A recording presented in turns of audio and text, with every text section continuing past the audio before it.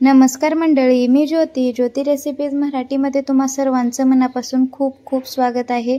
तर आज आपण आंबोळ्या बनवलेल्या आहेत, मऊ लुसलुशीत अशा आंबोळ्या बनवलेल्या आहेत। आज ना मंडळी थोडंसं उठायला मला उशीरच झाला, मग अशा वेळी नाश्त्याला काय बनवायचं काही सुचत नव्हतं। दही सोडा इनो न वापरता तर ही मऊ लुसलुशीत आणि जाळीदार हलका क्रिस्पी पौष्टिक असा नाश्ता बनवलेला आहे।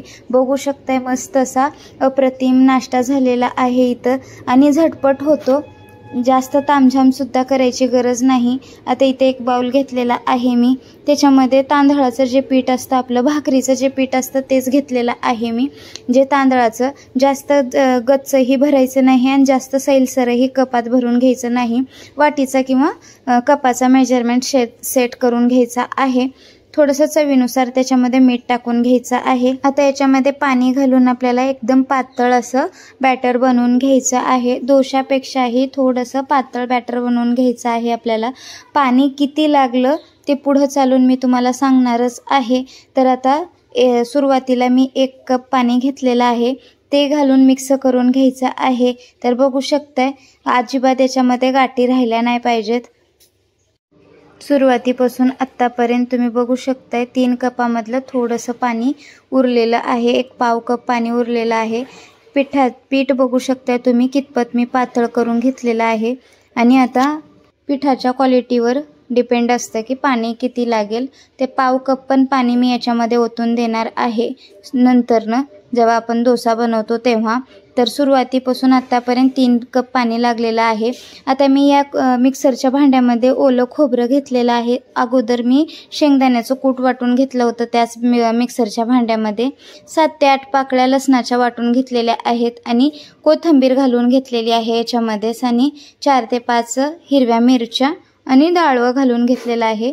डाळव्याची क्वांटिटी तुम्ही कमी जास्ती करू शकता आवडीप्रमाणे। चवीनुसार थोडंसं मीठ टाकून घ्यायचं आहे आणि कितपत पातळ पाहिजे तेवढं पाणी घालून आपण याला मिक्सरला असं बारीक पेस्ट करून घ्यायची आहे याची आपल्याला। ही आपण चटणी बनवतोय जे आंबोळ्यासोबत खायला। मस्त असं बारीक वाटून झालेलं आहे, बघू शकताय। तुम्हाला आणखीन पातळ हवी असेल तर चटणी याच्यामध्ये थोडासा पाण्याचं प्रमाण वाढवू शकताय।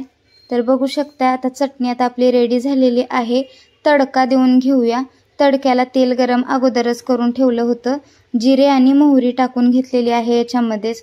मस्त असं जिऱ्याला कलर आला की आणि मोहरी मस्त अशी तडतडली की मग याच्यामध्ये तडका ओतून देणार आहोत।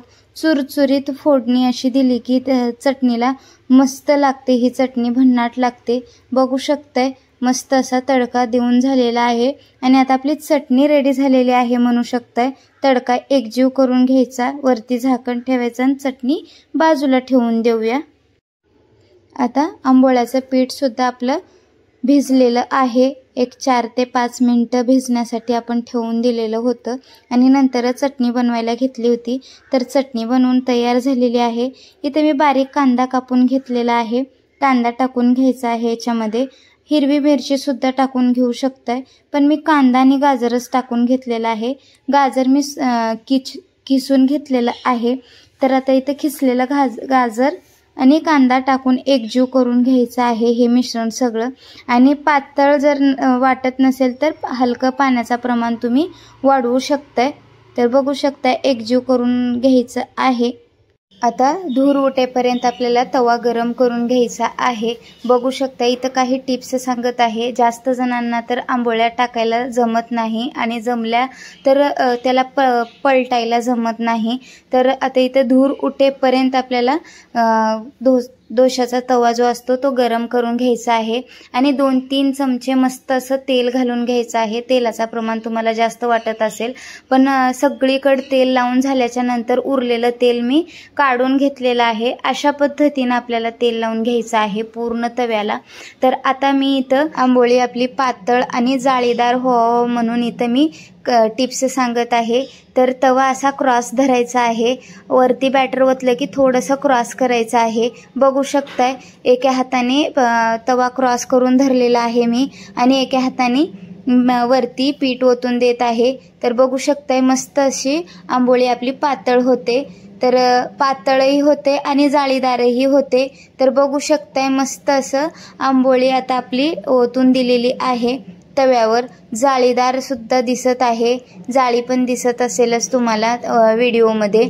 तर आता ह्याला असंच भाजून घ्यायचं आहे आपल्याला। कितपत भाजून घ्यायचं आहे, जोपर्यंत कडा सुटत नाही त्याच्या, तवा असा आजूबाजूला करून जिकडं गॅसची फ्लेम जात नाही तिकडे आपण तवा फिरवून फिरवून भाजून घ्यायचा आहे। तर कडा ऑटोमॅटिक ह्याच्या सुटल्या जातील। बघू शकताय मी इथं दाखवत आहे तुम्हाला व्हिडिओमध्ये। तर अशा प्रकारे कडा सुटल्या पाहिजेत। अजून आपली आंबोळी भाजून झालेली नाही। मस्त असा कलर आला की मग आपण हे पलटी मारून घेणार आहोत। तर बघू शकताय कडा मोकळ्या करून घ्यायच्या आहेत। सुरुवातीपासून 3 ते 4 मिनिटं लागतं भाजायला। कडा मोकळ्या करून घ्यायच्या। कडा जर सुटत नसेल तर आणखीन थोडा वेळ आपण वाट बघायची आहे किंवा आणखीन थोडा वेळ भाजून घ्यायचा आहे म्हणू शकताय। बघू शकताय पलटी मारून घ्यायचा आहे। काही भागात एकाच बाजूने आंबोळी भाजली जाते, पण मी इथं 2 बाजूने भाजत आहे। काही भागात 2 बाजूने सुद्धा भाजली जाते। तर बघू शकताय मस्त असं आंबोळी आता भाजून झालेली आहे आणि आता आपण याला एका प्लेटीमध्ये काढून घेणार आहोत आणि दुसरी आंबोळी सुद्धा अशाच पद्धतीने अशाच प्रकारे टाकून द्यायची आहे किंवा बनवायची आहे म्हणू शकताय।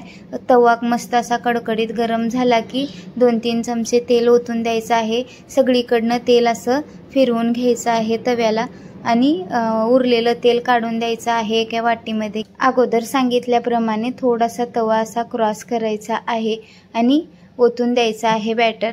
तर बघू शकताय मस्त असं जागोजागी सुटलेला जागा सुद्धा भरून घ्यायचा आहे पिठाने। तर आंबोळीला जाळी सुटलेली आहे। बघू शकताय गॅसची फ्लेम हायच ठेवायची आहे। कडा मोकळ्या करून घ्यायच्या आहेत आणि पलटी मारून घ्यायचं आहे। बघू शकताय मस्त असा डोसा किंवा आंबोळी रेडी आहे म्हणू शकताय। झटपट होणारा पदार्थ आहे, नक्की ट्राय करा। व्हिडिओ कसा वाटला कमेंट्स बॉक्समध्ये सांगायला विसरू नका। उलटपुलट करून भाजून घ्यायचं आहे आणि असं जाळीवर काढून घ्यायचं आहे। पुरणाची चाळण आहे, मी त्याच्यावर काढून घेतलेलं आहे। शक्यतो त्याच्यावरच काढून घ्या कारण पाणी सुटणार नाही याला। आणि गरम गरम सर्व करा, मस्त लागतो, अप्रतिम लागतात ह्या आंबोळ्या। नक्की ट्राय करा। व्हिडिओ कसा वाटला कमेंट्स बॉक्समध्ये सांगायला विसरू नका। नवीन असाल चॅनलवर तर प्लीज सबस्क्राईब करा, बेल आयकॉनला क्लिक करायला विसरू नका। माझे नवनवीन व्हिडिओ तुमच्यापर्यंत लवकरात लवकर पोहोचतील। धन्यवाद।